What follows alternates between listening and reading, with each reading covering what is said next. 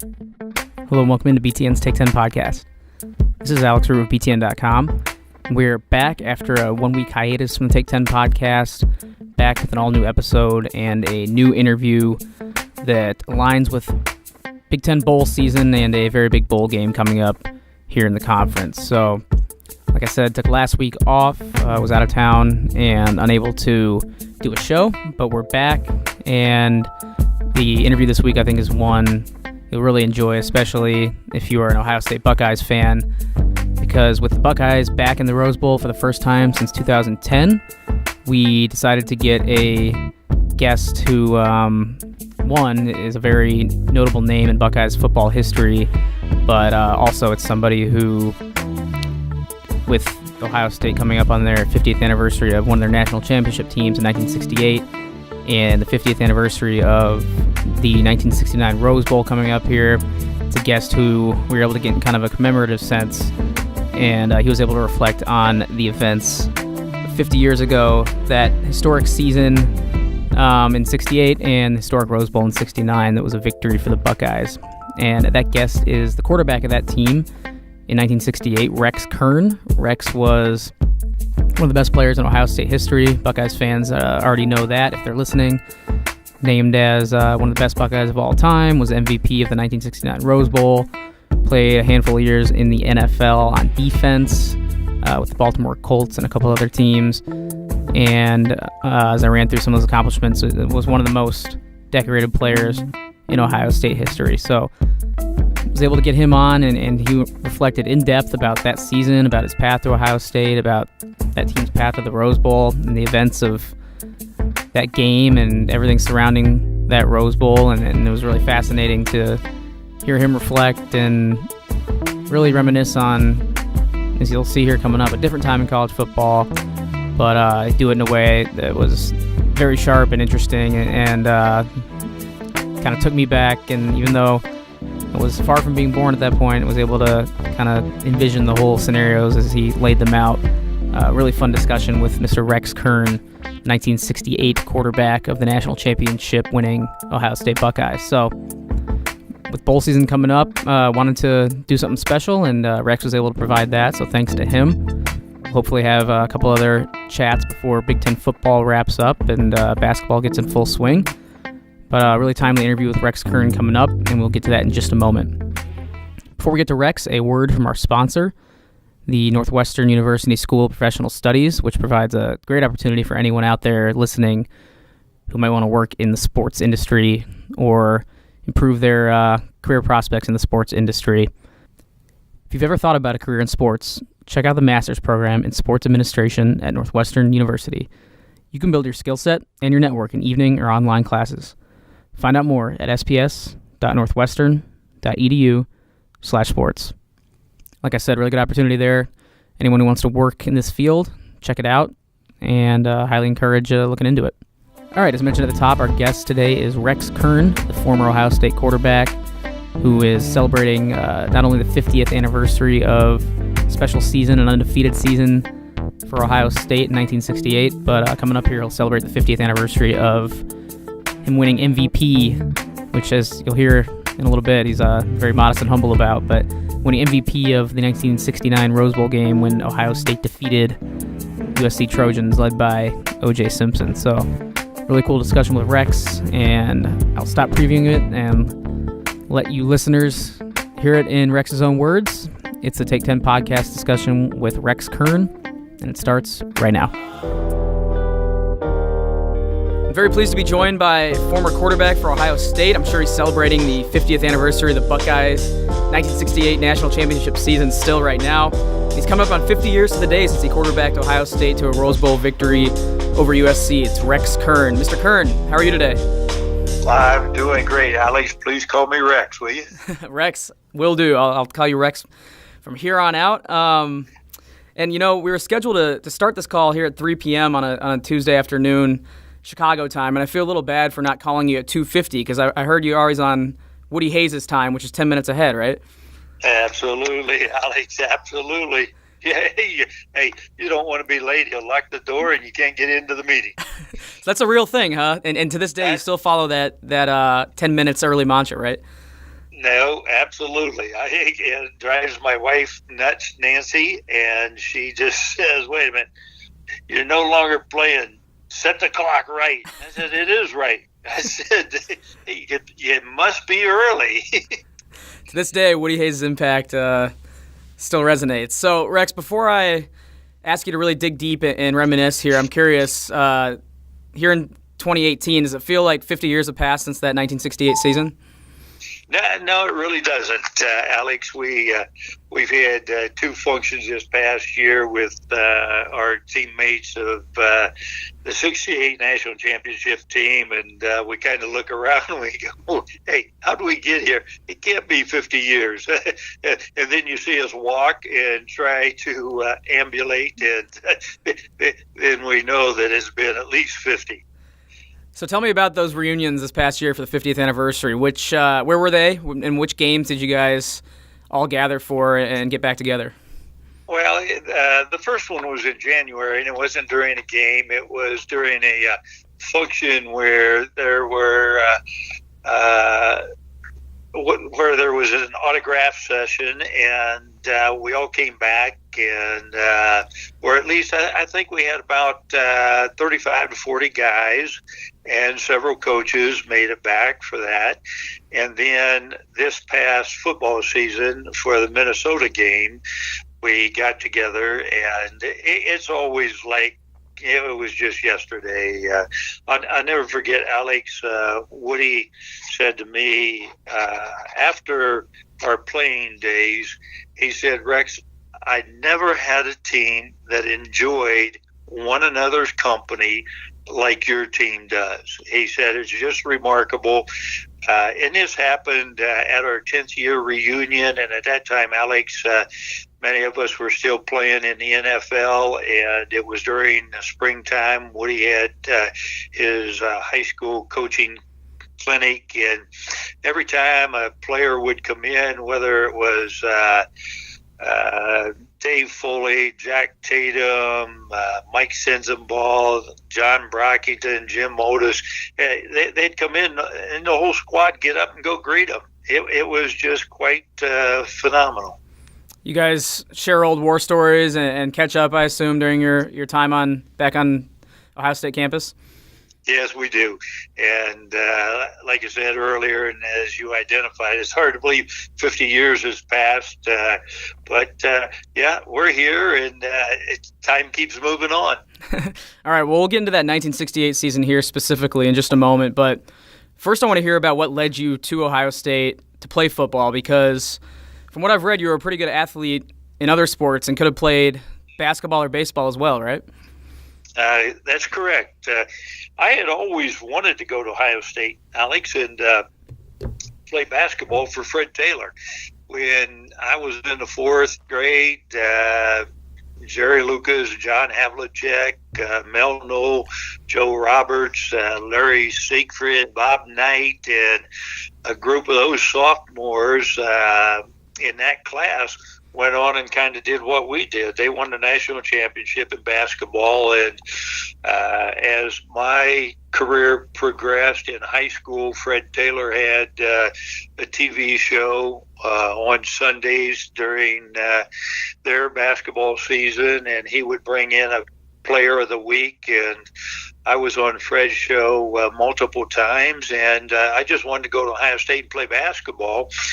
And Woody didn't really get into the mix of recruiting me football-wise until just about my senior year, and I had already started receiving inquiries from Notre Dame at that time to play football, and from Jordan Wooden and Dean Smith to play basketball at UCLA and NC, or University of North Carolina. And so when I went to Ohio State, I just really felt at home there. And my basketball coach said, "Hey, Kersey," he said, "where do you really want to go to school?" And I said, "Well, I want to go to Ohio State, but I'm not sure Woody and Fred will let me play both at Ohio State. And he said, that's the only reason? And I said, yes. And he said, okay. And apparently he went in and must have called Coach Taylor, and Woody got together and decided that I would be a football scholarship guy, and that would free up scholarship for Fred in basketball. And so that happened. And the minute that happened, I said, yeah, I'd love to be an Ohio State Buckeye. Well, that's incredible. You had not only Woody Hayes, but you mentioned John Wooden and Dean Smith also recruiting you at once. I'm sure not many people can say that. Well, I'm sure there are quite a few out there, Alex, that could, It's a different era, I guess, these days. Yes, absolutely. And you were also drafted to play Major League Baseball, is that right? Yes. I was drafted by the old Kansas City Athletics, which was the Charlie Finley Oakland A's, and would have been in that class with Reggie Jackson, Vida Blue, Sal Bando, and those guys put together a pretty good streak, winning several world championships in Oakland. So that would have been a class that I could have been in. It's pretty incredible, but it worked out pretty well for you going to Ohio State. And I have to ask, were you hesitant at all to play quarterback for Woody Hayes? Because he's known for saying the three things that could happen on a pass, two of them are bad. So I'm sure you knew that going in. Well, I didn't really think that much about that because I played in a high school offense that was very similar to Ohio State offense, except my senior year in high school, to where we kind of went to a little more open like we did my sophomore year at Ohio State. And I guess Alex, that's the first time somebody's ever asked me that question. I don't really think I thought much about the offense that Ohio State was running. And so I guess I was kind of going into that blind right out of high school. Well, it's kind of inconceivable now, but back in the 60s, freshmen weren't even allowed to play on the varsity team. So at the time, when you were that age, did anybody think that was kind of weird? Like, was there a push at the time for it to be like it is today, where freshmen can play with the upperclassmen? And for a group like you guys that were so talented, did you look at the upperclassmen and think, hey, we can play with these guys, we might be better than some of them? Well, Alex, Snicker, we had, we had so much talent on that freshman team, it was frightening. And to not be able to play, that was just what we entered into. And, to this day, Alex, I'm probably one of those holistic people that you look at it. But I think freshmen not being able to participate in a varsity sport is really, really beneficial for all those kids. And people will say, well, why do you say that? The reason is, number one, I believe the reason you go to a university or a college, you're going there to get an education. Because even though there are a lot more zeros on an NFL career check than what I received when I played, what are you going to do the rest of your life? And Woody always told us that he and Fred Taylor both said, Rex, you come to the Ohio State University and you will have the opportunity to play the best basketball in the country, the best football in the country, but you'll be able to get a great education, number one, and then play your sport. And then number three, you'll make lifetime friends out of your teammates. And that component is missing, Alex, where the kids, they go into an academic environment, and with the way the schedule is today, the kids are not even going to class before they're playing their first football game. And so our freshman year, I really believe gave us the opportunity as freshmen to get to know one another, get to know the college environment, go to class, and really meld together. And that was really an important part of our success. Yeah, and you mentioned all those lifelong friends to this day that you still keep from that class. And you also mentioned how frighteningly good that freshman team was, and it turned into what would be known as the super sophomores for Ohio State. You guys had 10 sophomore starters on that 1968 team. So, Rex, when did you know for sure that class would be not only, a good team, but a historically good class that could lead to great things? Well, his first day of practice when we were freshmen, it was quite an eclectic group of guys that had enormous talent. Just coming from the state of Ohio, Alex, we had the Mr. Ohio football in our running back, Leophus Hayden, out of Dayton Roosevelt. And we had 11 high school Americans on that football team. And that was really the first year that Woody and his staff went outside of the state of Ohio to recruit kids. And the names I'm going to tell you that they got, they could have gone anywhere in the nation. They got Jack Tatum from Passaic, New Jersey. They got John Brockington from New York. They got Jan White from Pennsylvania. You got Timmy Anderson from Follinsby, West Virginia. They got Bruce Jankowski from Fairlawn, New Jersey. And what a group right there. I mean, you talk about Tate and Brock and Leo. Those three guys were number one picks in the draft. And Jan White, our tight end, was the first pick in the second round. And Timmy Anderson was a first pick also in the first round with the 49ers. So first day of practice, it was a real fight, Alex, for guys to get practice time. And, of course, we would divide up and split and go down and go against the varsity defense. And our defense, guys like Stillwagon and Doug Adams and Sensible and Anderson and Tatum would go down and play defense against the varsity. And we would get together after practice on the bus going back for the evening meal, and we just kind of chuckle and say, well, we kind of had our way with the varsity again today. Yeah, and you guys arrive on the scene, and you have immediate success once you guys are able to play on the varsity team. You go undefeated in the regular season in that 1968 year.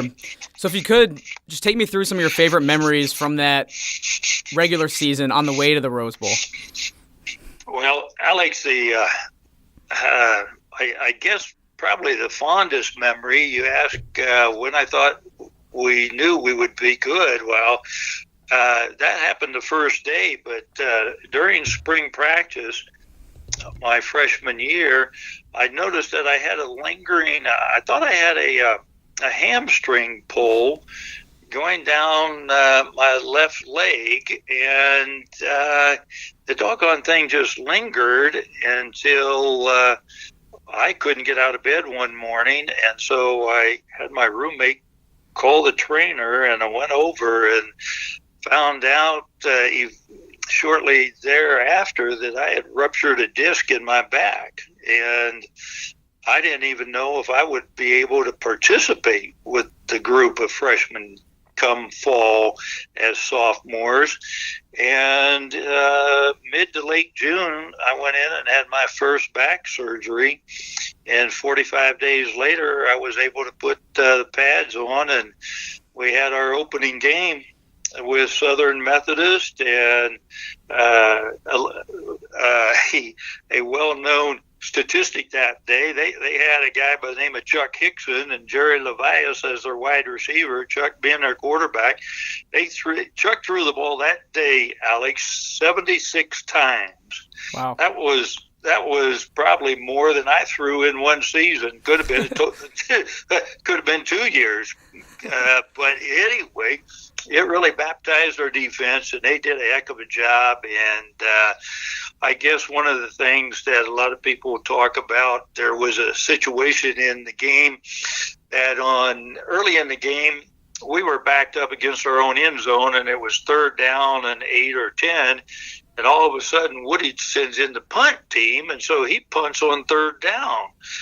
And we're kind of thinking, why do you punt on 3rd down? But I think his rationale was he got so many sophomores out there, he's afraid we'd screw up and not be successful. So anyway, we punt, and then about 2 minutes to go before halftime, we're at midfield, and we are just missing on all cylinders, and it comes up 4th and 10, and Woody gets ready to send Mike Sensabaugh, our punter, in, and I see this start to take place, and I grab our guys and I say, let's huddle up. And I wave Woody off the field and send some ball off the field, and the stadium went silent because nobody had ever demonstrated that kind of ignorance or stupidity with Woody. And I called a play, and the play was robust fullback delay, and that meant that Jim Otis went up. He would block about 1.5, 2 seconds on the defensive end and then slide over the middle, and I'd hit Odie over the middle, and I swore Odie would get a 1st down. Well, sure enough, we come up the line of scrimmage. They got a fire game coming, the defensive halfback, and he's unblocked, and the next thing I know, Odie's got the defensive end, the 2 linebackers covering him, so he's got 3-on-1, and the fire game, the guy who's firing hits me in the backfield about 8 yards deep. I go up in the air, and I do a pirouette and land on my feet and run for my life and pick up the 1st down. And I think that helped set the tone that there was something special in this group, and we weren't going to necessarily live by the 3 yards in a cloud of dust. We were capable of doing a whole lot more. Yeah, bringing a new era to Big Ten football, for sure. Yeah, so that was the beginning, but really the big test came 2 games after that. We played Oregon and handled Oregon in our stadium, and then Purdue came in, and they had really whacked us the year before, 45 to maybe 7 or 13. It was really embarrassing in our own stadium. And they had an All-American candidate who really, and a Heisman candidate, Leroy Kelly, saying that nobody can cover him, or Leroy Keys, I'm sorry, man to man. And that's all Jack Tatum needed to hear. And we came out and played them to a 13-0 victory for the Buckeyes, and that really catapulted us going into the Big Ten Conference. And we kind of worked our way through the schedule, and we go out to Illinois, and golly, we're having our way with the Illini that day, and we go up on them. I think it was maybe 3 touchdowns, and they come out the second half, and all of a sudden, a couple minutes to go in the game, they have tied the score on us, and I got injured. I got knocked out, and Ron Masachowski, my cohort, comes in, and Mace takes the team right down the field and scores, and we escape that one. And so we had several really close games that year that made it real refining for us to be in a close game. You always see how well you perform, and we did exceptionally well and win the Big Ten, and we get ready to go on to the Rose Bowl, and we're excited to go to the Rose Bowl, and we break after after the season, and then we break for finals, and Woody allows us to go home for a little bit, and we come back and we get ready to work out for the Rose Bowl, playing Southern Cal, who was the previous year national champion and one of the great running backs of all time, O.J. Simpson, leading that football team. And when we started to go to practice, we were practicing inside. And prior to that, one of our guys raised his hand in a team meeting and said to Coach Hayes, Coach, hey, can we go out early to the West Coast and get used to the hot weather out there? And Woody said, that's a pretty good idea, but we're bound by a Big Ten rule that we can't go out on any earlier date than we're scheduled to, and so we're not going to be able to do that. So anyway, we're going to the indoor facility, Alex, and on the bus ride over, we're really all excited for practice and so forth, and all of a sudden we go in, and Woody has turned the temperature on the inside facility up to 97 to 98 degrees. And boy, we started to have mutiny at that point in time, but yet there was still excitement in the air. And so right after we did our individual work, then we split up, and we were with our quarterback coach, and the running backs were with Woody, and they were tackling the tackling dummy, and Woody was all fired up, and he yelled at our quarterback coach, George Chop. He said, hey, George, bring your quarterbacks over here, and let's let them hit the tackling dummy. Well, I go over, and I'm the first one in line, and I hadn't hit the tackling dummy for about a year, and I went up, Alex, and I hit the tackling dummy, and I fell to the ground in pain, and Woody runs over, and he goes, Rex, what's wrong? I looked up, and I said, Coach, I think I dislocated my shoulder. And he goes, oh, he said, Ernie was our trainer, and Ernie came over, and he said, Rex, what happened? I said, I think I dislocated my shoulder, Ernie. Ernie said, let me see, and he checked it out and popped it back in and looked up at Woody and said, Coach, he's done. Yeah, he separated his shoulder, and Woody goes, okay, that's enough of this tackling stuff for the day. And so, Alex, I didn't practice going to the West Coast until 3, 4, 5 days before the Rose Bowl, because my arm was in a sling and I was strapped, and they made a contraption where I couldn't raise my left arm any higher than, not much higher than 50 or 60 degrees, so it wouldn't dislocate. And so we go to the Rose Bowl, and we're practicing out there, and of course, the way Woody would have it, he thought he had to whip us into shape, and he took, of all things, he got these things going through his mind that, well, I don't think you guys should be drinking milk for breakfast or milk out here, because it's sucking the wind out of your lungs. And we're thinking, what? Where'd this thought come from? And anyway, he takes milk away from us, and we're not allowed to drink milk. And then we're getting ready for the game, and he says, well, we're leaving the hotel where we stayed, the Huntington Sheraton Hotel. We're going to leave the hotel, and we're going to spend the night by ourselves in a local monastery. A monastery? Monastery? Oh, holy cow.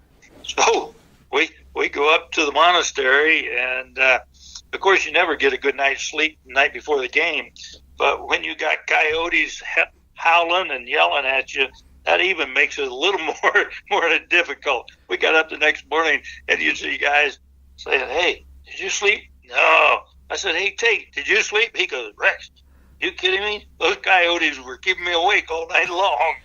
Well, and so anyway, Rex, you mentioned some of the unconventional things that Woody did at the monastery, probably above all that. But I read somewhere that he also had you guys get taped up for practice on the plane because he didn't want you guys getting distracted in Southern California. Wanted you guys to go right to practice after the flight to LA. Is that right? Oh, no, yeah. I mean, yes. I forgot that one, Alex. I'm sorry. Yes, as soon as we broke camp in Columbus, we board the plane and we bank out of Port Columbus, and we get close to Chicago, and the trainer comes on the PA system and says, "All right, we're going to begin taping everyone's ankles in the back, and such and such position. You start going to the back, and we'll keep calling you out."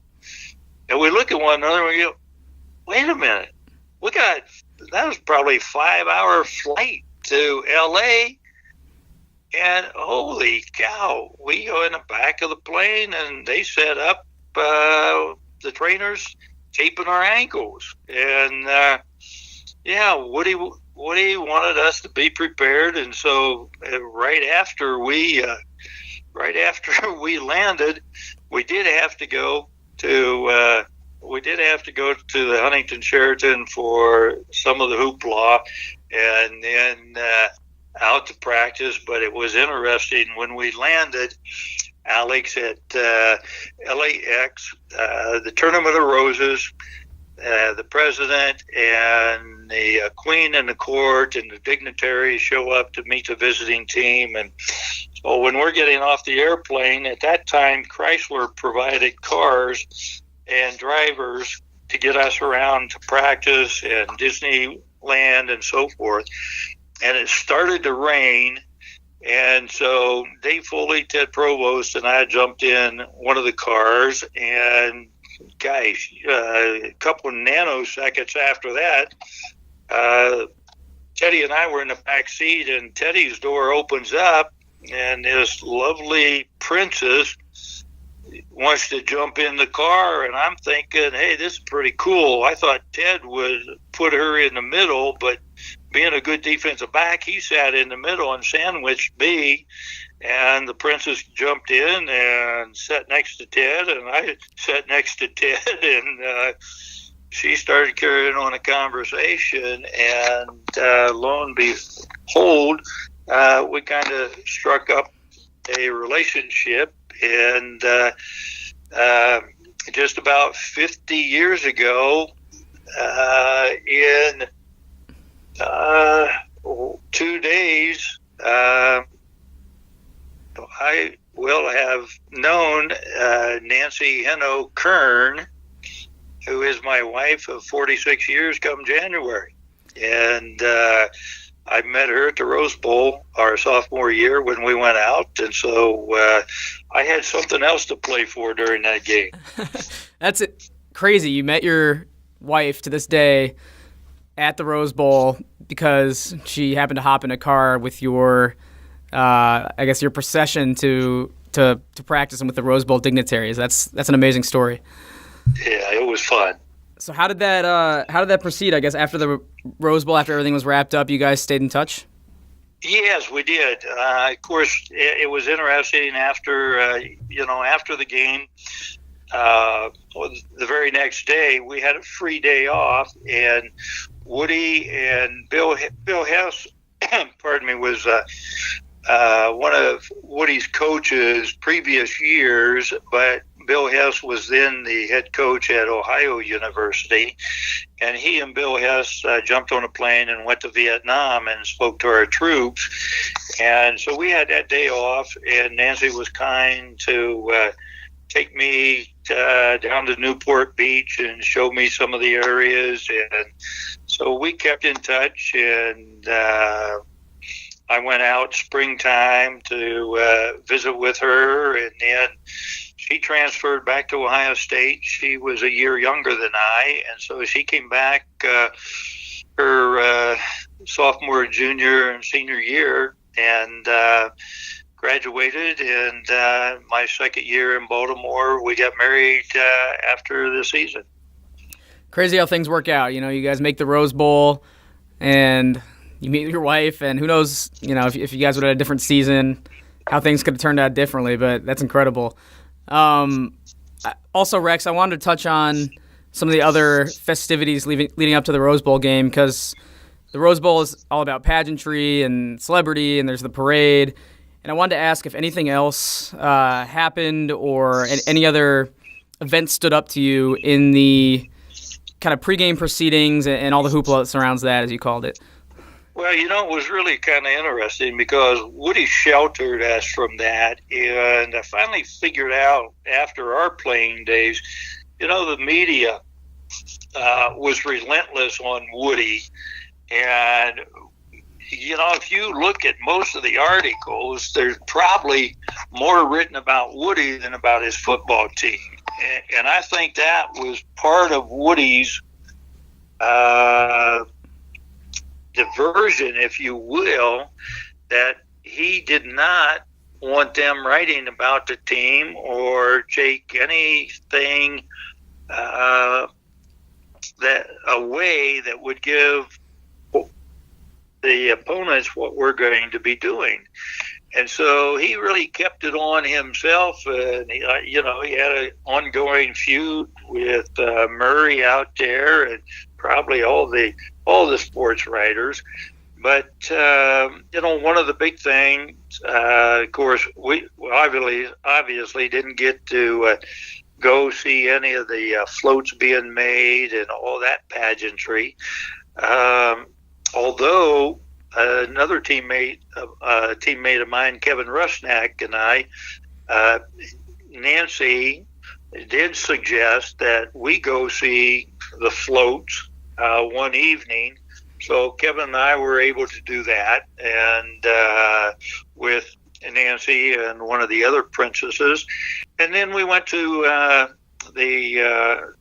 Knott's Berry's farm as a team, and then, of course, Disneyland, and that was a lot of fun because I'll bet 99% of our team had never been to California before, and going to Disneyland was really a treat for all of us Midwestern kids, and it was just a delightful time. And of course, Woody didn't want us to get fat and happy and sassy, and so he was doing his very best to keep the reins on us, and he did a pretty good job. But when it came time to play, we were ready to go, except we didn't offensively. I didn't get on track, Alex, until about 4 minutes before the end of the first half. I'd missed one of our wing backs. Larry Zolino was wide open on a pass pattern. And good golly, I overthrew Z.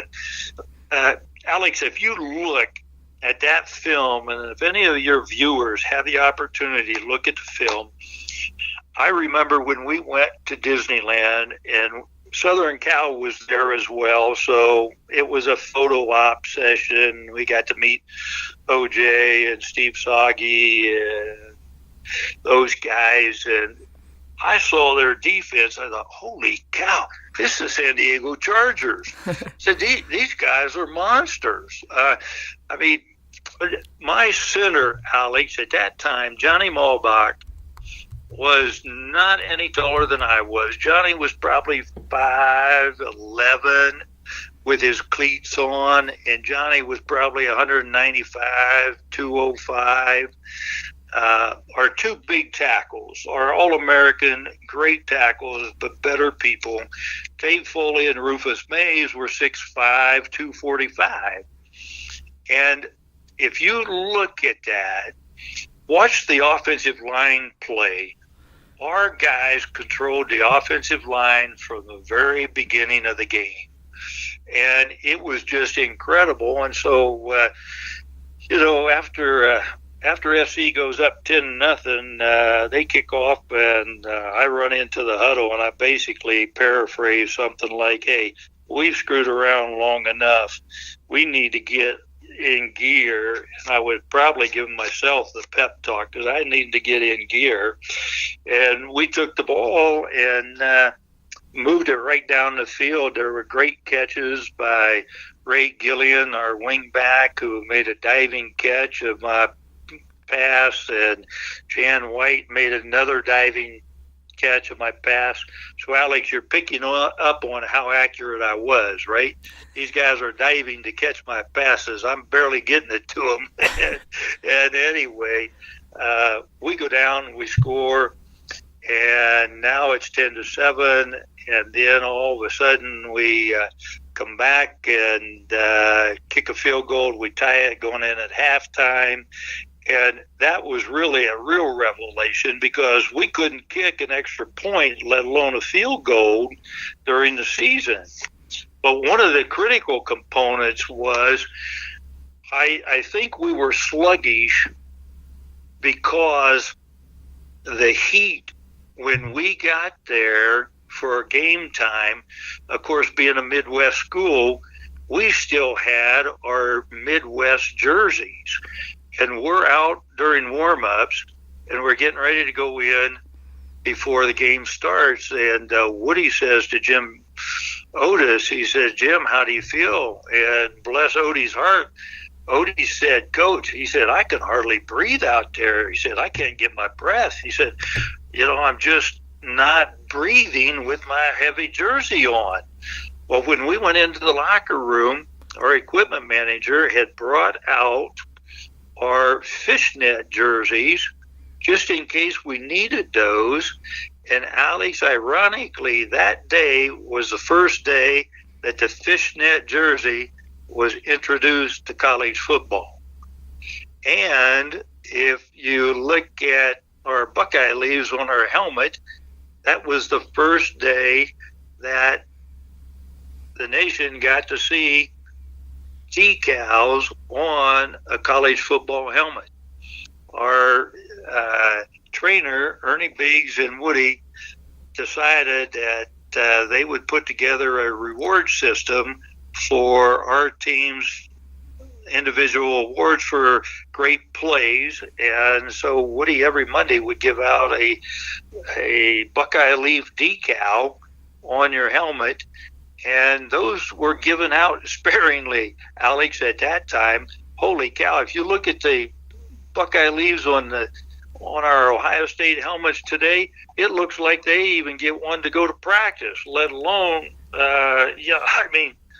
Woody had them sparingly. And it looks like they sure are making a lot of great plays, but that was kind of interesting leading up to that game. And then in the second half, we just got better and better and better and really took control of the game. Our defense played lights out, and they caused several fumbles, gave us turnovers, and we just continued playing the way we did, and we went in and after the game, one of the doors to our locker room flew open, and it was O.J. Simpson, and Juice came in the locker room, and he just wanted to congratulate us on a great game and said, "You guys deserve to be number one. You're the best team we played all year long." And so that was quite a year, 1968. Absolutely, and I wanted to back up because it sounded like you mentioned, some early miscues when you overthrew some guys and you might have been a little nervous. So just with the Rose Bowl being the big deal that it is, I read that Richard Nixon was in attendance at that game. That kind of speaks to the magnitude of it. Did you feel nerves, or were you just a little bit off? No, I really think I really think it was that shoulder harness that I had on and had really disrupted my rhythm. Quite candidly, I'm not sure we really remember Nixon, and Ronald Reagan was there as the governor of California. I was probably more nervous if we don't perform well. We're not going to look very good representing the Big Ten Conference, and we just wanted to we wanted to make a great impression on the nation because I believe Penn State was in the mix for the national championship that year, but we just wanted to take that one game at a time, and the Rose Bowl was there, and yes, probably a little bit of nerves too, Alex. I mean, that was a pretty doggone big event, especially for Ohio kids that grew up watching the Rose Parade and the Rose Bowl, and that was the biggest thing in my life. And being out there, it probably made me a little nervous, Alex. So one of the turning points, at least I've read about kind of looking back on that game, was Lou Holtz being an assistant coach on Woody Hayes' staff. You mentioned you guys got down 10-0. O.J. Simpson had a big run to give you guys a lead. Yeah. And I heard Lou Holtz got in a little bit of hot water. Can you describe what happened there? Embellish that. That's well, at halftime, it's 10-10, and Woody wants to fire the defense up and wants to get our defensive backs all fired up as well. And so he goes in and he's trying to find Lou Holtz, and he can't find Lou anywhere. He goes in the back of the locker room, and Lou knows that Woody's trying to corral him. And so Lou is kind of hiding between some lockers, and Woody finds him. And Alex, when Woody was in the service, he was a prize fighter, and he was left-handed, and he was extremely strong. Well, he apparently finds Lou, and he grabs Lou by the throat, and he picks him up, and he puts him up against the locker and says, "Why did O.J. run 80 yards for the touchdown?" Lou said, "That's all he had to go, Coach."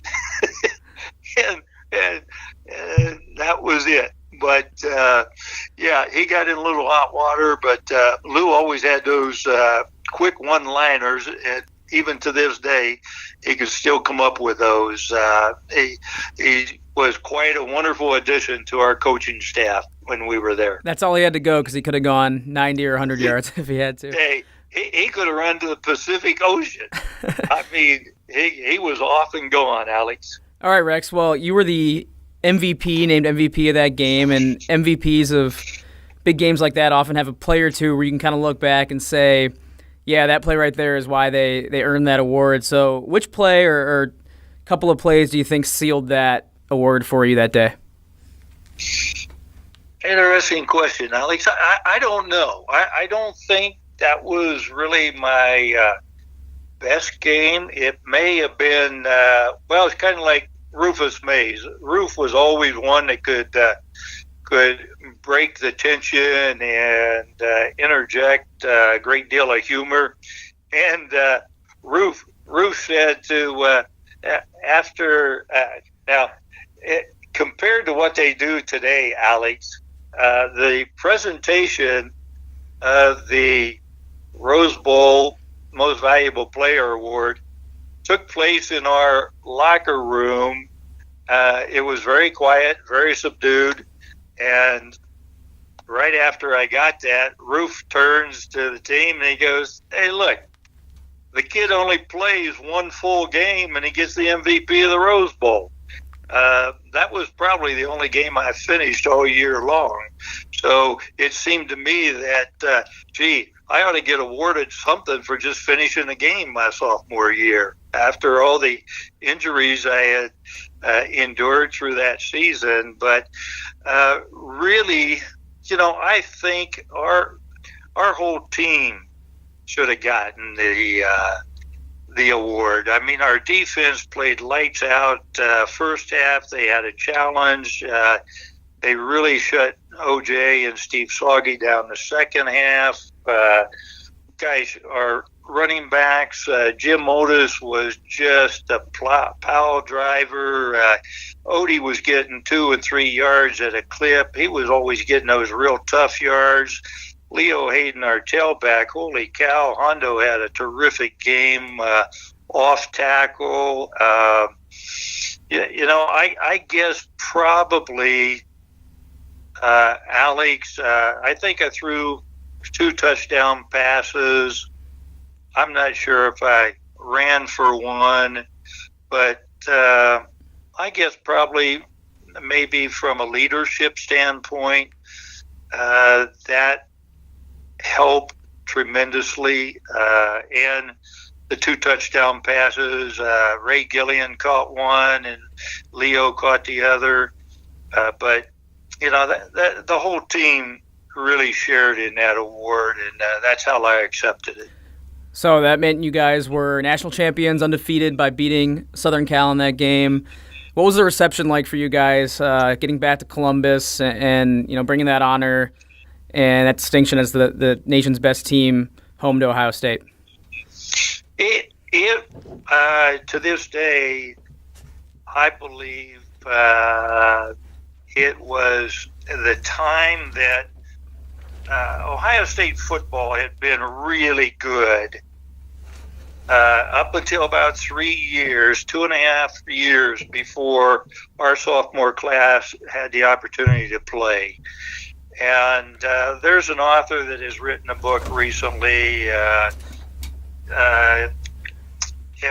the 68 season really saved Ohio State football. It put us in a different league at that point in time.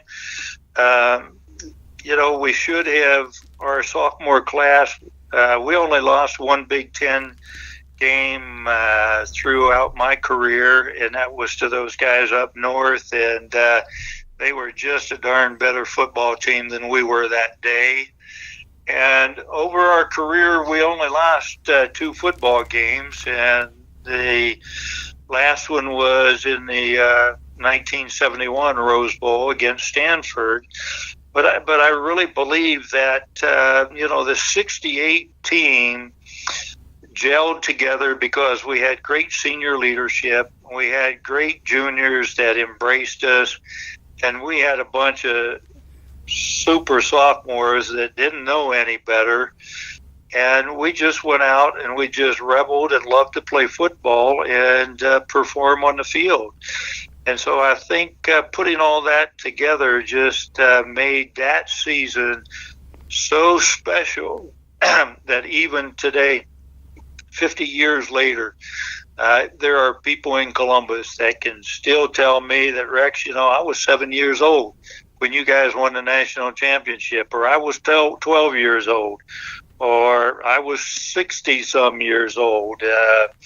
It still resonates throughout Ohio State football lore that the 68 team was pretty darn good. And I think one of the major factors behind that, Alex, was that the phrase that Woody told me, that the group of guys, when we get together, we really enjoy one another's company. They are and were and continue to be great friends, and they just they don't get any better than those guys. Well said, Rex. And before I let you go, I want to ask you about your post-Ohio State career and getting drafted by a franchise like the Baltimore Colts, and not to play quarterback, but to play defense. You played defensive back and safety. I wanted to know how much of that had to do with being behind a guy like Johnny Unitas for that position. Well, Alex, that was the whole intent. The draft came and went, and I got a call and picked up the phone, and they said, "Rex, welcome to the Baltimore Colts. We've got a guy by the name of John Unitas. He can still play quarterback, and his backup last year, Earl Morrow, won the Super Bowl for us. So you're going to be a defensive back." And I said, "Well, I kind of thought that was going to be the case, Alex, and I just thought wherever I can play, wherever I can make a contribution to the team, that's what I want to be able to do. And really my lifelong dream was to be a Major League Baseball player, but as things worked out, I became an NFL starting cornerback, Alex, my rookie year for the Baltimore Colts, and got to start there for the Colts for 3 years, and then went to Buffalo and started at free safety there in the playoff game against Pittsburgh in 1974 it was. And after that game, I had my second back surgery, and I had to retire from the game. And so that was a great opportunity, and it was a whole lot of fun, and I got to meet and play with some great pros, especially in Baltimore. Yeah, I read that Johnny Unitas asked you to work out with him or practice with him and then hang out with him after practice. Can you get into that story a little bit and what that experience was like? Yeah. Well, we were at Westminster College in Western Maryland College, and right after practice, this was about training camp was winding down, and many of the cuts had been made, and Earl Morrow and Johnny U said after practice, they said, hey Rex, why don't you stay out afterwards and why don't you work out with us a little bit? They said, we'll kind of compete. Of course, at that time, those guys were up under center, Alex, and they take the snap and they backpedaled. Johnny had this unique backpedal and stop, plant, and throw. And so he said, Rex, you could work on the way you come out of your backpedal with us. And so we were doing that. And then we go in the locker room and they go, hey, hurry up, let's take a shower, and then we'll go down to Oz and Jenny's. And Oz and Jenny's was a local hangout for the Colts. It was a little bar down around campus, and so guys, I went in and took a shower, and I thought, holy cow, I don't drink, so I'm afraid to go down with those guys. But how do I tell Unitas and Morrow that I'm not going with them? So I grabbed my playbook and I ran outside. And of course, Johnny was already headed to his car, and Earl was straggling. He was the last guy out. So I jumped behind bushes, and I'm hiding behind the bushes. And I'm holding my Baltimore Colt playbook up to my chest, and I'm waiting for those guys to leave. And Earl gets in the car, and they're waiting, and I'm thinking, hey, go, guys. So finally, Earl rolls down the window, and they both yell, and they go, hey, rookie, get out of the bushes, get in the car. And so I go, oh, my. So I jump in the car, and we go down to Oz and Jenny's, and, gee, the old vets were there, Tom Matty, Danny Sullivan, Jerry Logan, Ricky Volk, all these guys, and all of a sudden I sit down and there are 6 cans of beers in front of me before I know what happened. And so I'm thinking there is no way I can drink all 6 of these. So my good Buckeye friend Tom Matty goes, hey, we'll help you out. So, they all jumped in. They all said, hey, now you got to get rid of all these because we're going to be late for a meeting, and it's $100 fine. Shoot, that was almost my whole contract that year. So I said I better get going. So that's really when I felt I was accepted as a Baltimore Colt. I mean, growing up as a young kid and being on the team with John Unitas and Tom Matty, Earl Morrow, John Mackey, Bill Curry, Bubba Smith, Mike Curtis, and being a part of that defense, being the top defense in the NFL, that was really, I would probably say, Alex, that was probably one of the crown jewels that I was able to accomplish, to go from a quarterback at Ohio State to a starting corner in the NFL my rookie year. Well, it's a great story, Rex, and you have a lot of great memories and accomplishments to reflect on, especially coming up on this special anniversary of the 50 years since that memorable Rose Bowl and that memorable season when you guys were national champions. So I appreciate you. I appreciate you joining me today. That's all I got for you. Alex, let me jump on one more thing. Go right ahead. We jumped on about going to Ohio State and getting an education. When I worked at Ohio State on the off season from the NFL, I ran a longitudinal study on the varsity O football players that graduated for Woody Hayes.